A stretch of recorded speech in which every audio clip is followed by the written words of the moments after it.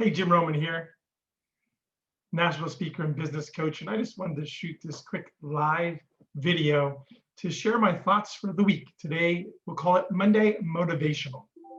This morning, I woke up and I was thinking about what I should focus in on regarding the future of my small business and how to get the work done.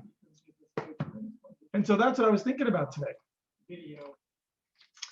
And I got to thinking, when you wake up in the morning on a Monday, are you asking yourself the right questions? Again, I wanted to know what I was going to focus in on regarding my small business in the future, and then how am I get it all done? There's a law called Parkinson's law, where if you've given enough time, you will take up all that time. Several examples of the Parkinson's law is right before you go on a vacation. You tend to get more done right before a vacation than any other time. Why is that? Because you have a certain period of time until you leave to go on vacation. And so you maximize every minute that you have right then and there.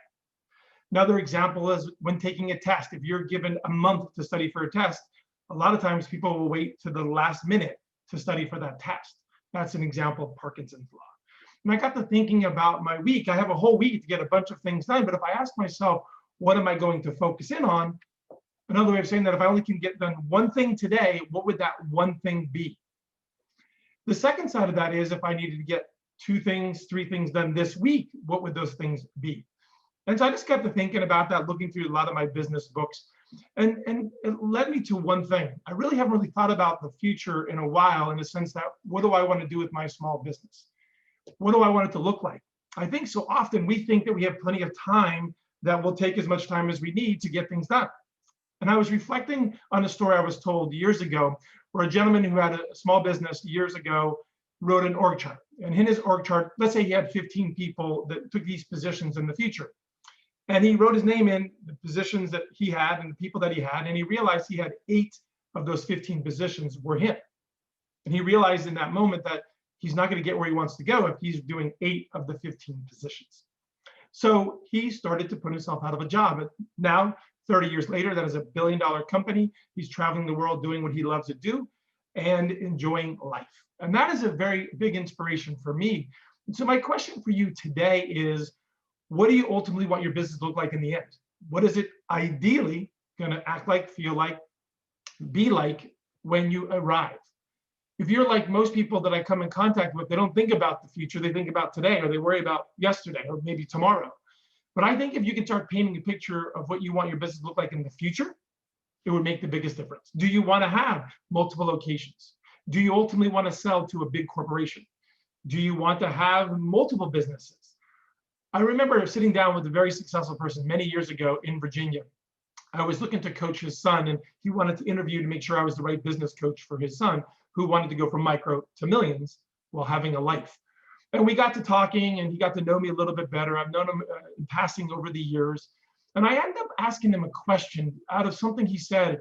And I said, you know, when you buy a business or start a business, what is the one thing that you look to do when doing that? And he says, Jim, real simple. Whether I'm starting a business or buying a business, the first and foremost, what I do in every situation is figure out how I'm going to get out of that business. And I sat back, and I was intrigued by that, because in the last business I sold, I was very successful to sell that business. And he said, why did you sell that business? I'm like, don't you do that? You build a business to sell? And he goes, you don't have to. You can build a business, keep that business, manage that business, have someone else run that business for you, have multiple businesses. And I never thought about it. I thought you would build it and sell it, right? That would be ultimately what you do. Or some people build it and then ultimately die in it, which is not necessarily a good thing. But it really resonated with me when he said what he said, which was, again, if I'm starting a business or I'm buying a business, what is my exit strategy? Am I going to sell it? Am I going to run it? I'm going to have somebody else manage it. So I leave you today. I just want to do this quick video to first talk about Parkinson's law and how if you give yourself enough time, you use all of it up.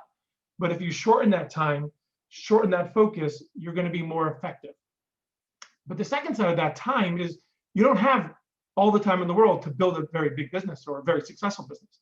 In fact, I think a lot of us go in that I have plenty of time, and that's why there's no urgency in their business today. And so again, I'm going to ask you, what is your ultimate goal with your business? Do you plan on selling it, running it, or having other people manage it for you? And last but not least, when do you want that? Now or someday in the future? 2 years from now? 5 years from now? Ultimately, I find if we can ask ourselves these kind of questions makes the biggest difference. So I just wanted to shoot this quick video to share my thoughts for this morning. Call it a Monday motivation, a morning motivation. But I just want you to think, because ultimately my goal is to help you build a better business, to build a better life. I look forward to seeing you again. Again, I'm Jim Roman. The more you know, the more you grow.